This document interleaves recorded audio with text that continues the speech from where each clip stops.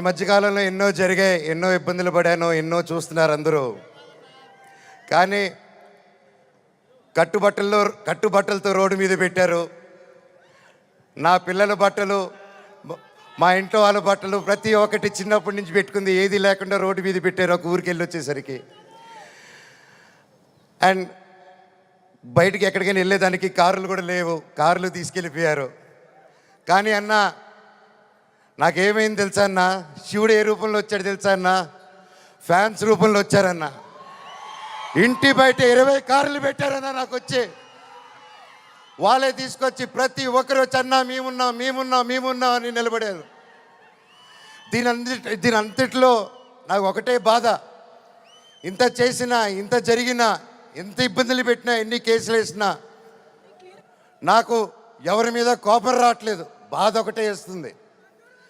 అది నా బలహీనతో, అది వాళ్ళ బలమో నాకు అర్థం కావట్లేదు. ఎన్ని జన్మలైనా ఈ జన్మకు మాత్రం నా కట్టగాలేంత వరకు నేను మోహన్ బాబు గారి అబ్బాయినే, అది ఎవరు మార్చలేరు.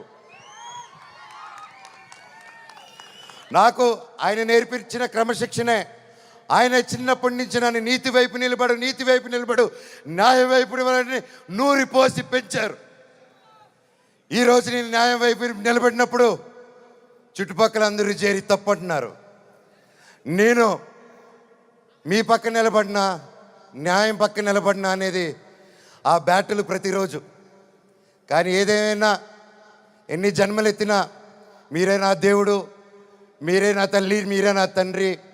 మీకు ఎప్పుడు నేను బిడ్డనే.